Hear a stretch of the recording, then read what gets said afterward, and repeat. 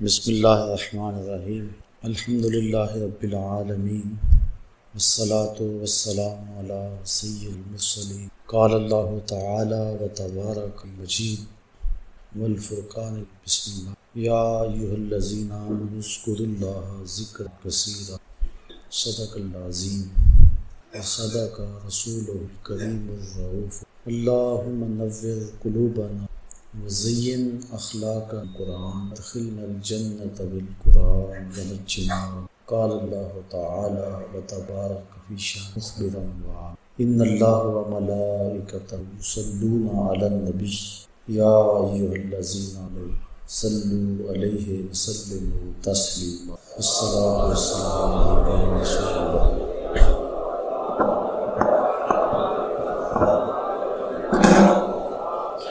الصلاۃ والسلام علیک یا رسول اللہ وعلی آلک واصحابک یا محبوب رب العالمین۔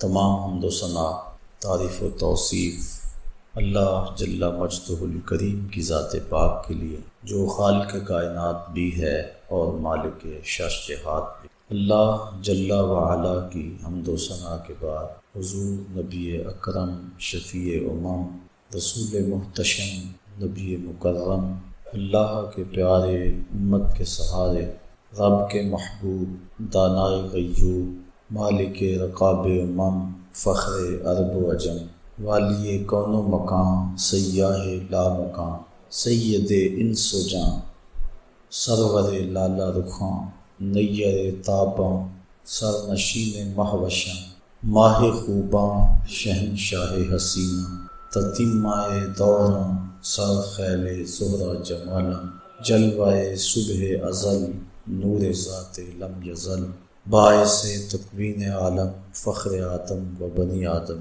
نیر بطحا رازدار ما اوحا شاہد ما طغا صاحب علم نشرہ معصوم آمنہ احمد مجتبیٰ حضرت محمد مصطفیٰ صلی اللہ علیہ وسلم کے حضور ناز میں اپنی عقیدتوں ارادتوں اور محبتوں کا خراج پیش کرنے کے بعد واجب الاحترام ذوی الاحتشام برادران اسلام السلام علیکم ورحمۃ اللہ وبرکاتہ۔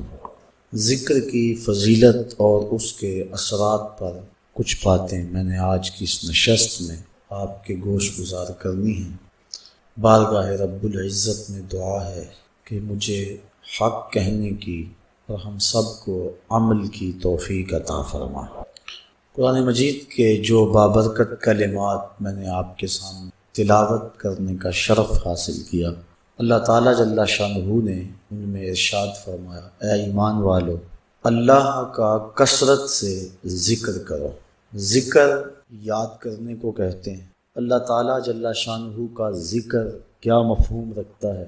میرے خیال کے مطابق حضرت شیخ مجدد الفسانی علیہ رحمہ کا قول اس پہ قول فیصل ہے۔ آپ فرماتے ہیں حقیقت الذکر رفع الغفلہ، ذکر کی حقیقت یہ ہے کہ غفلت زائل ہو جائے، ایک آن کے لیے بھی اپنے رب سے بندہ غافل نہ رہے، یہ مقصود ہے۔ چونکہ اگر غفلت زائل ہو گئی تو بندہ ہر لمحہ ہر آن ذاکر، اس کی زبان ذکر کر رہی ہے یا نہیں۔ یہ آگے صورتیں ہیں ذکر کی، ذکر لسانی، ذکر قلبی، ذکر روحی، ذکر سری، ذکر خفی، ذکر اخفا، یہ اقسام ذکر ہیں۔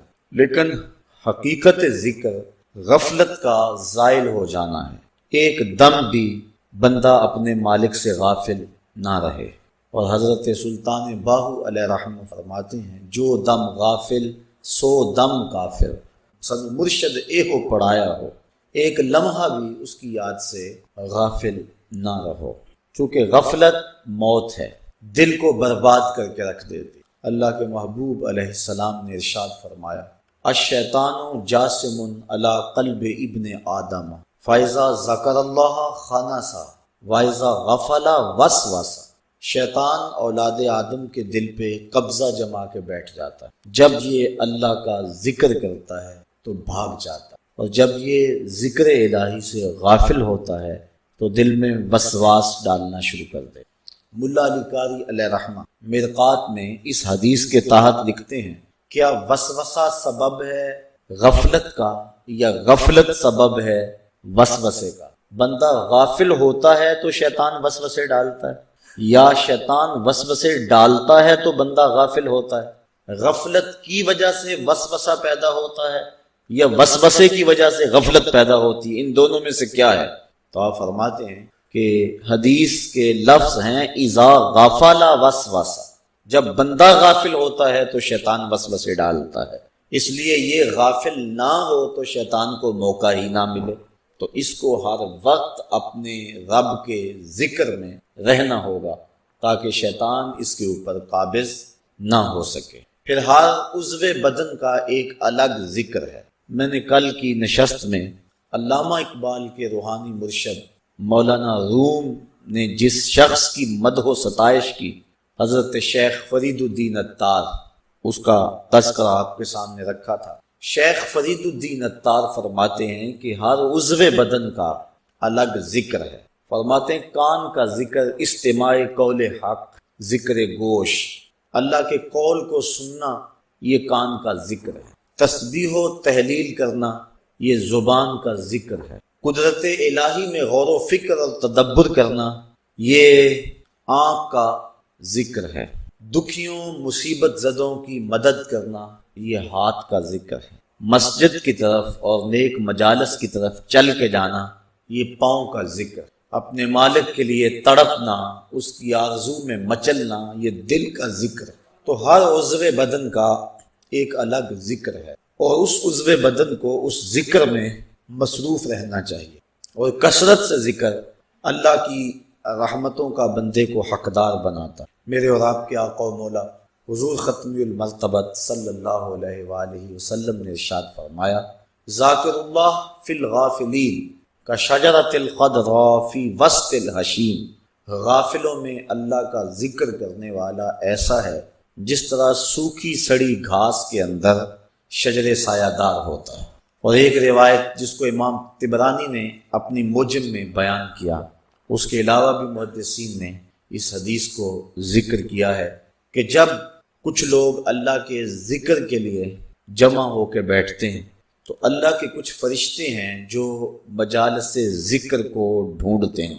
ان کی تخلیق کا مقصد یہ ہے کہ مجالس ذکر میں جائیں، آفاق کے کونے کونے اور گوشے گوشے میں وہ سیر میں رہتے ہیں ہر وقت، اور جہاں مجالس ذکر ملے وہ پہنچ جاتے ہیں۔ تو جب کسی جگہ پہ ذکر ہو رہا ہو تو وہ فرشتے پہنچتے ہیں وہاں اور اپنے نوری پروں سے اس محفل کو ڈھانپ لیتے ہیں، اور اس غرض سے اور گھومنے والے فرشتوں کو آواز دیتے ہیں۔ وہ آواز بھی بیان فرمائی حدیث میں، کہتے ہیں ہلموا الی بغیتکم، ہلموا الی حاجتکم، اور میاں جس کو تم ڈھونڈ رہے ہو وہ تو یہاں ہے، ادھر آ جاؤ، تمہاری چاہت یہاں ہے۔ تو فرشتے پھر وہاں جمع ہونا شروع ہو جاتے ہیں، یہاں تک کہ اس مجلس سے لے کر آسمان تک فرشتوں کی قطاریں لگ جاتی ہیں۔ جو ذکر ہوتا ہے اس کو لے کر اپنے رب کے حضور فرشتے حاضر ہوتے ہیں، باوجود علم کے اللہ تعالیٰ پوچھتا ہے میرے فرشتوں کہاں سے آئے ہو؟ عرض کرتے ہیں مالک فلاں جگہ کچھ لوگ تیرے ذکر میں بیٹھے ہوئے۔ اللہ تعالیٰ جل شانہ ارشاد فرماتا ہے کہ وہ میرے بندے کیا کرتے تھے؟ یا اللہ تیری تسبیح بولتے تھے، تیری بڑائی اور بزرگی بیان کرتے تھے۔ اچھا فرشتوں وہ چاہتے کیا تھے؟ مالک تیری جنت کے طالب تھے۔ اللہ تعالیٰ ارشاد فرماتا ہے کیا انہوں نے میری جنت کو دیکھا ہے؟ عرض کرتے ہیں مالک نہیں دیکھا۔ ارشاد ہوتا ہے اگر دیکھ لیتے؟ فرشتے عرض کرتے ہیں مالک پھر تو شدید اشتیاق ہوتا۔ اچھا اور کیا چاہتے تھے؟ یا اللہ تیرے دوزخ سے پناہ مانگتے تھے، میرے دوزخ کو انہوں نے دیکھا ہوا ہے؟ یا اللہ دیکھا نہیں۔ اگر دیکھ لیتے تو پھر تو بہت زیادہ ڈر اور خوف ان کے سینے میں آ جاتا۔ اللہ تعالیٰ ارشاد فرماتا تم گواہ ہو جاؤ میں نے اپنے ان بندوں کی مغفرت فرما دی۔ جب فرشتوں کو یہ مجدہ جاں فضا ان بندوں کی بخشش و مغفرت کا ملتا ہے تو وہ عرض کرتے ہیں کہ مالک اس مجلس کے اندر کچھ لوگ اس غرض سے نہیں آئے تھے، مجلس میں موجود کچھ لوگوں سے انہوں نے ملنا تھا، تو وہ ان کے انتظار میں آ کے مجلس کے کونے میں بیٹھے رہے کہ جب وہ فارغ ہوں گے تو ہم ان سے ملیں گے۔ تو ان کا مقصد اور مقصود اس میں آنا نہیں تھا۔ تو اللہ تعالیٰ ارشاد فرماتا ہے کہ میرے بندو میں نے اپنے ان بندوں کو بھی بخش دیا۔ کیوں؟ ہم القوم لا یشقی جلیسہم، کہ یہ ذکر کرنے والے ایسی قوم ہیں کہ جن کے پاس بیٹھنے والا بھی بدبخت نہیں رہتا۔ اٹھ فریدا ستیا تے میلا ویکھن جا، وت کوئی بخشیا مل جاوے تے تو ہی بخشیا جا۔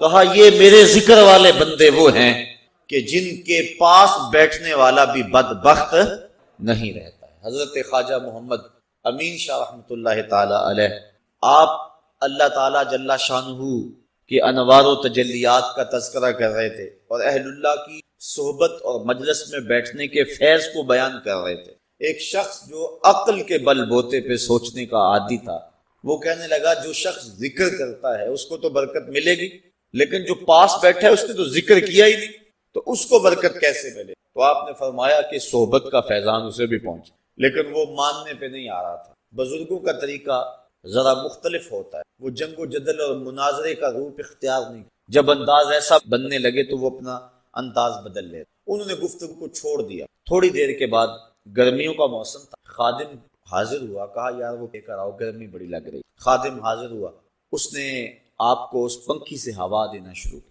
2-4 لمحے گزرے تو پاس بیٹھے شخص کو فرمانے لگے بھائی ہوا آ رہی ہے؟ کہا ہاں آ رہی۔ کہا یہ تیرا نوکر تو یہ تو ہوا مجھے دے رہا ہے، لیکن جب یہ ہوا مجھے دے رہا ہے تو محروم پاس بیٹھنے والا بھی نہیں رہ رہا، تو جب یہ اتنا فیاض ہے، یہ ایک عام شخص کہ اس کے فیض سے تو محروم نہیں ہے، تو اللہ کے فیض سے محروم پاس بیٹھنے والا کیسے رہ سکتا؟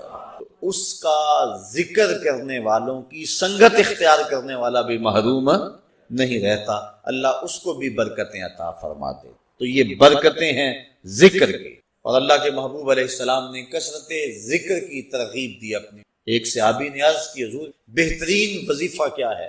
فرمایا تو اس حال میں مرے کہ تیری زبان اللہ کے ذکر سے تر ہو، یہ تیرے لیے بہترین وظیفہ اور بہترین۔ تو اللہ کا ذکر ہر لمحہ، ہر آن، ہر ساعت جاری رہے۔ ذکر لسانی یہ بھی بڑی دولت ہے، ذکر قلبی یہ بھی بڑی دولت ہے۔ انسان کا دل اس کو پکار رہا، اور حقیقت ذکر تو یہی ہے کہ غفلت زائل ہو جائے۔ ظاہر ہے کہ زبان کبھی گفتگو میں مصروف ہے، کاروباری معاملات ہیں، لیکن جو ذاکر ہوگا، حقیقی ذاکر، وہ وہی ہوگا جس سے غفلت زائل ہو جائے۔ اب وہ کاروبار بھی کر رہا ہے لیکن وہ ذکر سے خالی نہیں ہوگا، کیونکہ غفلت جب زائل ہو گئی تو بندہ دائمی ذکر والا ہو گیا، اور ہمیشہ ہر لمحہ، ہر آن وہ اسی خیال اور اسی گمان میں رہتا ہے، اور ہر وقت ذکر کی لگن میں رہتا ہے۔ اللہ تعالیٰ کا ذکر، اس کی جو برکتیں ہیں، ایک اس کا اثر یہ ہے کہ انسان کو طمانینت کا نور نصیب ہوتا ہے۔ انسان سکون کی تلاش میں کیا کچھ نہیں کرتا۔ آج کل لوگ مری جا رہے ہیں کہ وہاں موسم کے لطف سے مالا مال ہوں، کوئی پربتوں کی کتاروں میں سکون تلاش کرتا ہے، کوئی عالی نصب کوٹھیوں میں سکون تلاش کرتا ہے، کوئی خوبصورت عورت کے پہلو میں سکون تلاش کرتا ہے، کوئی دولت کے انبار میں سکون تلاش کرتا ہے۔ اقتدار کی بچھی ہوئی مسندیں سکون آور سمجھی جاتی ہیں، لیکن پوچھ لو ان سب کو کہ سکون ہے؟ نہ عالی نصب کوٹھیوں میں سکون، نہ عظیم الشان بنگلوں میں سکون، نہ اقتدار کی بچھی ہوئی مسند پہ سکون۔ سکون بندہ وہاں سے ڈھونڈ رہا ہے جہاں سکون ہے ہی نہیں۔ کیسے سکون ملے گا؟ سکون باہر سے نہیں آتا، سکون کے سوتے تو اندر سے پھوٹتے۔ وقتی طور پہ ان چیزوں سے کوئی تھوڑا سا دل بہل جاتا ہے، لیکن حقیقی سکون ان چیزوں سے نہیں۔ اقتدار مل گیا، دولت مل گئی، شہرت مل گئی، عزت مل گئی، تو وقتی طور پہ جو ہے وہ خوشی ہوئی، اور اس کو بندہ بعض کا سکون سمجھ لیتا ہے، لیکن وہ سکون نہیں ہوتا، وہ وقتی ایک مسرت ہوتی ہے جو زائل ہو جاتی ہے۔ سکون کے سوتے اندر سے پھوٹتے ہیں۔ میں مثال دیا کرتا ہوں کہ جتنی مرضی بارش برسے، کبھی بارش کے پانی سے کنواں نہیں بھرتا، اوپر سے جتنی مرضی بارش آئے، کوئی چند قطرے پانی کے کنویں کے اندر آ جائیں گے، کنواں کیسے بھرتا ہے؟ نیچے سے جو سوتے پھوٹتے ہیں وہی کنویں کو مالا مال کرتے ہیں۔ اسی طرح سکون کے سوتے باہر سے نہیں اندر سے پھوٹتے، اور وہ دل سے پھوٹتے ہیں۔ اس لیے فرمایا الا بذکر اللہ تطمئن القلوب، اگر سکون ڈھونڈتے ہو اس کا نام جپو، تمہارے دکھی دل کو قرار آ جائے۔ تو سکون اس کی یاد میں ہے، سکون اس کے ذکر میں ہے۔ اور بعض عقل پرست لوگ کہتے ہیں کہ یاد کرنے میں، ذکر کرنے میں سکون کیسے ہے؟ جبکہ موجودہ سائنس نے اس بات کو تسلیم کیا ہے کہ جو الفاظ ہیں ان کے اثرات ہو. آپ پھول کا نام لیں تو طبیعت میں خوشی آئے گی کہ نہیں آئے گی؟ کسی اپنے عزیز دوست کا تذکرہ چھیڑ دیں، ماں کا تذکرہ چھیڑ دیں، باپ کی باتیں کرنے لگ جائیں تو طبیعت میں تسکین آئے گی. خوشبو کی باتیں چھیڑیں تو ماحول میں ایک خوشبو پھیل جائے. لیکن اگر کسی قریء المنظر شخص کی بات چھیڑ، کسی ظالم کا تذکرہ چھیڑ دیں، کسی قتل کی کہانی کو چھیڑ کے بیٹھ جائیں، ظلم، جبر اور بربریت کی کسی بات کو چھیڑ کے بیٹھ جائیں تو اثرات اس طرح کے ذہن میں مرتب ہوں. کسی پرانے دکھ کی بات چھیڑیں، ان باتوں کو دکھ تازہ ہو جائے. کسی خوشی کا تذکرہ کریں تو چہرے پہ مسرت پھیل جائے گی. دکھ زیادہ ہو جائیں، بات مدینے کی چھیڑ دیں، دکھ دور ہوں گے کہ نہیں ہوں گے. حضرت شیخ شبلی علیہ رحمہ بہت بڑے بزرگ گزرے ہیں. آپ معارف اسم ذات بیان فرما رہے کہ اللہ کا نام لینے سے دل میں سکون آتا ہے اور دل کی کیفیت بدلتی ہے، من میں اجالے اور روشنی. ابو علی سینا جو اس دور کا بہت بڑا فلسفی تھا وہ اس مجلس میں موجود تھا. وہ کہنے لگا یہ آپ نے عجیب بات کی، اللہ تعالیٰ کی ذات تو مؤثر ہے لیکن نام میں کیا رکھا؟ ہمارے جو فلسفی حضرات ہیں وہ ہر چیز چار شکل، ہر شے کی چار شکل، ایک شکل خارجی، ایک شکل ذہنی، ایک شکل کتابی اور ایک شکل لفظی. مثال کے طور ہم آگ لفظ، ایک آگ تو وہ ہے جو باہر روشن اور جل رہی، اس میں ہاتھ لگائیں گے تو جل جائے گا ہاتھ. دوسری آگ وہ ہے جو زبان سے لفظ آگ ہم بول رہے ہیں. تیسرا جب لفظ آگ کہیں گے تو دماغ میں اس کا تصور آئے گا. اور چوتھا کاغذ کے اوپر آگ چھاپ دیں، اس کی تصویر بنا، تو یہ شکل کتابی ہو. اس میں اصل شکل جو ہے وہ اس کی شکل خارجی. اس طرح وہ فلسفی حضرات کہتے ہیں کہ ہر شے کی چار شکلیں، حقیقی شکل شکل خارجی ہی ہو. آگ کہنے سے ہونٹ نہیں جلیں گے، کاغذ پہ آگ کی تصویر چھاپ دیں تو اس سے کاغذ جل نہیں جائے گا. آگ کا تصور کرنے سے ذہن جلے گا نہیں، لیکن وہ جو خارج میں آگ موجود ہے اس میں ہاتھ لگائیں گے، اس کے قریب جائیں گے تو ہاتھ بھی جلے گا اور آپ کو تپش اور حدت کا احساس بھی ہو. تو وہ خارجی جو اس کی صورت ہے وہی اس کی صورت اصلی ہے. باقی تو وہ کہتے ہیں اللہ کی ذات تو مؤثر ہے لیکن نام کہنے سے، نام لینے سے کیا ہوگا؟ تو حضرت شیخ شبلی علیہ رحمہ ابو علی سینا نے سمجھایا کہ نہیں میاں، نام میں بھی اثر ہوتا ہے، نام میں بھی تاثیر. وہ کہنے لگا نہیں، مؤثر تو صرف صورت خارجی ہو. لہٰذا میں اس بات کو تسلیم کرنے ضد میں آ گیا. میں نے عرض کر دیا کہ بزرگوں کا ایک اپنا طریقہ ہوتا. تو حضرت شیخ شبلی تھوڑا سا غصے میں آ رہا، فرمانے لگے ابو علی سینا میں تیرے سے کیا بات کروں، تو گدھا ہے. اس کے سرخیاں آگے غصے سے لال پیلا ہو گیا. مجھے گدھا کہا؟ بڑی مجلس میں اتنا بڑا فلسفے کا امام، زمانہ میرے نام کا معترف، اتنی کتابیں میں نے لکھی. تو حضرت شیخ شبلی مسکرا پڑے، فرمانے لگے دیکھا نا گدھے کے نام سے تیرے چہرے کا رنگ بدل گیا. تو کہا جب گدھے کے نام میں اتنا اثر ہے کہ تیرے چہرے کا رنگ بدل سکتا ہے تو کیا اللہ کا نام لینے سے دل کا رنگ نہیں بدل سکتا؟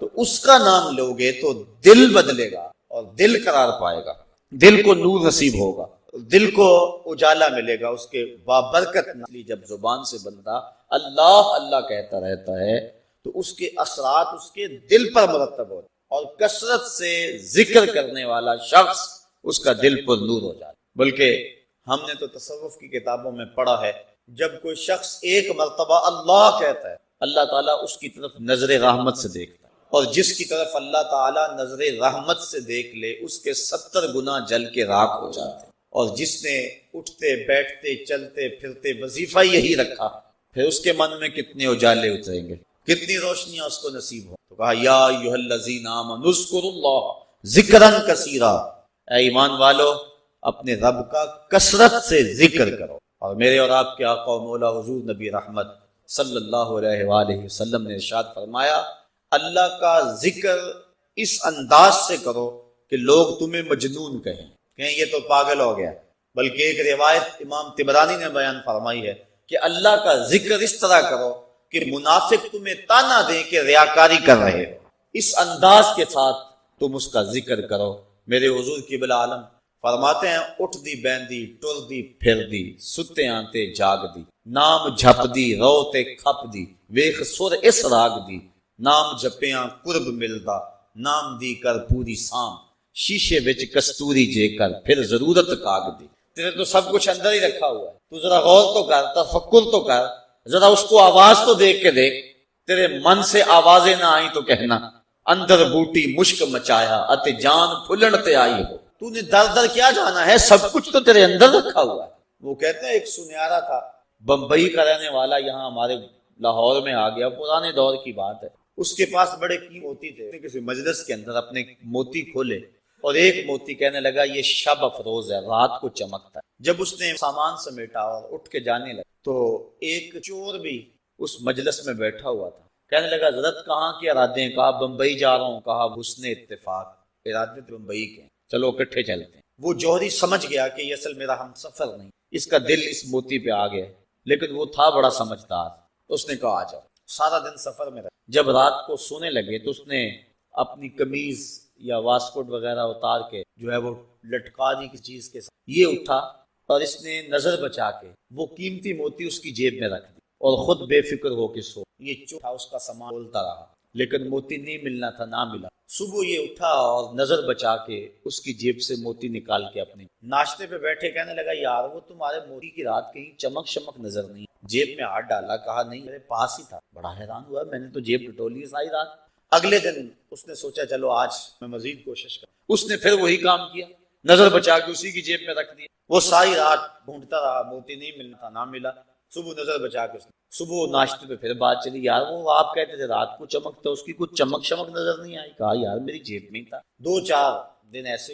ایک دن اس نے عزم کر لیا کہ شاید وہ بغل میں رکھ لیتا ہے، منہ میں رکھ لیتا، کہاں رکھتا. آج تو اس کو میں بیدار بھی یہ ہو جائے تو میں پھر بھی یہ وہ موتی اس سے لے لینا. وہ اس کے پاس سے پلٹتا رہا لیکن وہ مست ہے، اس کو پتا ہے موتی محفوظ جگہ پہ. اور صبح اٹھا نظر بچا کے موتی اپنی جیب میں. اس نے پھر بات کی، اس نے کہا کہ یار میرے پاس ہی تھا. اس نے کہا میں آج سچی بات بتاؤں، میں تیرا ساتھی تو تھا چور، میں تو چور تھا، اس موتی کی غرض میں تیرے ساتھ ہو لیا، لیکن آپ تو میرے بھی استاد نکلے. میں نے بڑی محنت کی، مجھے 3 دن ہو گئے موتی نہیں ملے. میں آپ کو استاد مانا، آپ مجھے بتائیں کہ موتی آپ کا. اس نے کہا میاں تو اوروں کی جیبیں ٹٹولتا رہا، کبھی اپنی جیب میں بھی تو ہاتھ ڈال دیا. نہ مسجد وچ نہ مندر وچ، لب یار نو اپنے اندر وچ.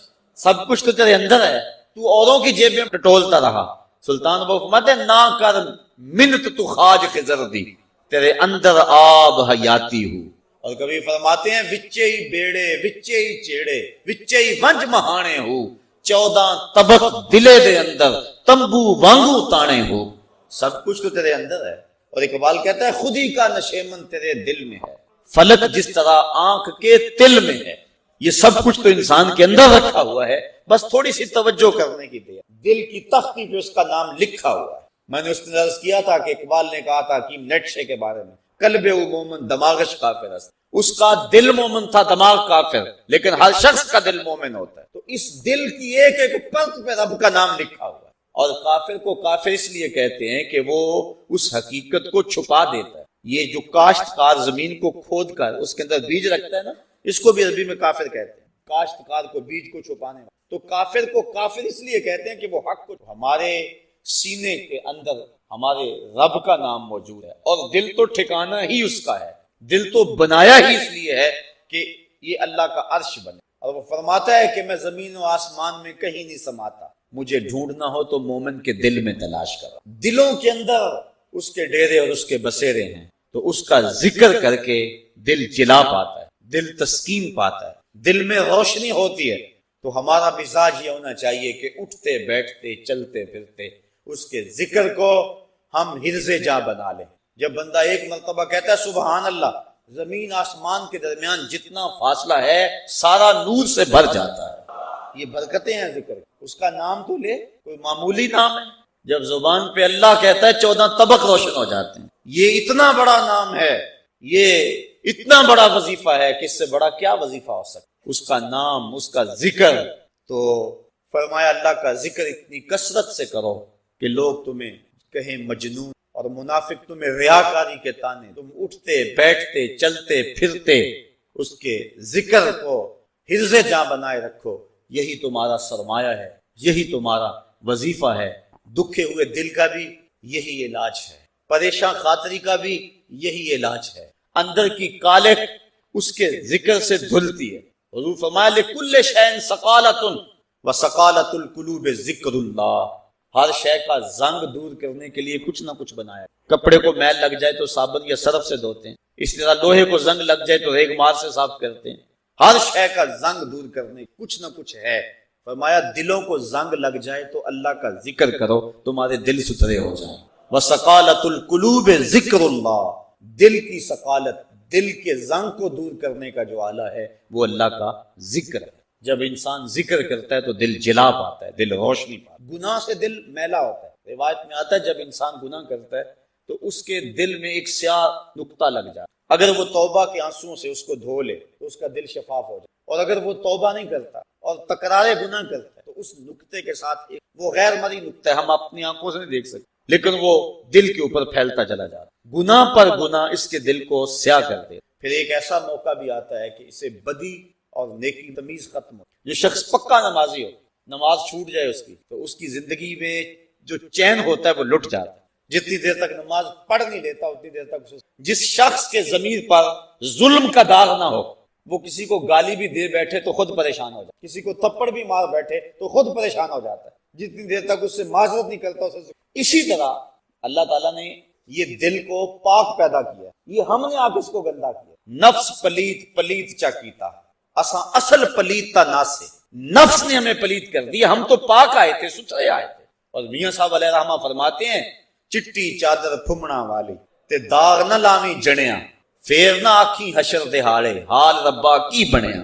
تو یہ چٹی چادر ہے بالکل، تو اس کے اوپر کہیں داغ نہ لگا بیٹھنا، اور اگر اس کے اوپر داغ پہ داغ لگ جائیں اور دل سیاہ ہو جائے تو پھر حق و باطل کی تمیز ختم ہو جائے. پھر گناہ پہ گناہ کرے اسے پتہ نہیں ہو، کیونکہ جو پہلے ہی داغ چادر ہو ایک اور دھبا لگ جائے کوئی پریشانی نہیں. چٹی چادر پہ معمولی سا داغ بھی لگے گا تو ہر ایک کو نظر آئے گا، محسوس کیا جائے گا کہ یہ داغ لگا ہوا ہے. اس لیے گناہ کرنے کا جو شخص مزاج بنا لیتا ہے اس کے لیے گناہ مشکل نہیں رہتا، بلکہ روایت میں آتا ہے کہ جب مومن گناہ کرے تو اس کی حالت یہ ہوتی ہے جس طرح احد پہاڑ کے نیچے آ گیا کہ ابھی اوپر سے وہ گر جائے ویسے کچل دے گا. اور منافق جب گناہ کرتا ہے تو وہ یوں محسوس کرتا ہے جس طرح جو ہے مکھی بیٹھی تھی اور اس نے اس کو اڑا دیا. تو ہم دیکھیں کہ ہمارا دل کہیں اتنا سیاہ تو نہیں ہو گیا، اللہ کے حکموں کو توڑے میں پرواہ نہ ہو، نماز چھوڑے ہمیں پرواہ نہ ہو، آنکھ بھٹک رہی ہو ہمیں پرواہ نہ ہو، خیال بہک رہا ہو ہمیں پرواہ نہ ہو، زبان گند بول رہی ہو ہمیں پرواہ نہ ہو،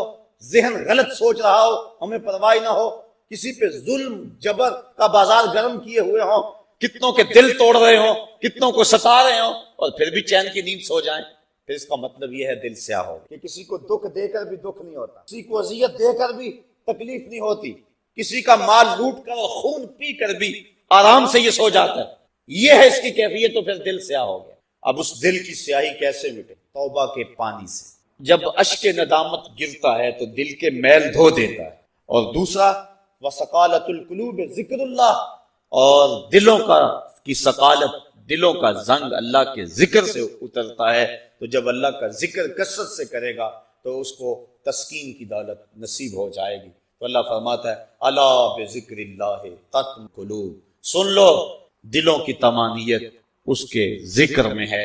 اور فرمایا کچھ رجال ایسے ہیں، کچھ اللہ کے بندے ایسے ہیں کہ اللہ کا ذکر اس انداز میں کرتے ہیں کہ بیع و شراء اور تجارت ان کو اللہ کے ذکر سے روکتی نہیں، یعنی وہ کام بھی کر رہے ہوتے ہیں اور ذکر بھی کر رہے ہوتے. حضرت شاہ نقشبند بخاری علیہ رحمہ آپ فرماتے ہیں میں نے منام ایک شخص کو دیکھا 70,000 دراہم کا کاروبار کر. میں حیران ہو گیا کہ یہاں آ کر اتنا بڑا کاروبار، لیکن جب میں نے غور کیا تو اس کا دل ایک لمحے کے لیے بھی رب کی یاد سے غافل نہیں. اور میں نے ایک شخص کو کعبۃ اللہ کا طواف کرتے لیکن اس کا دل رب کی یاد سے غافل. تو دل کا اس کے ساتھ لگ جانا اور ایک لمحے کی غفلت کا طاری نہ ہونا یہ حقیقت ذکر ہے، اور یہ مومن کا مطلوب ہے.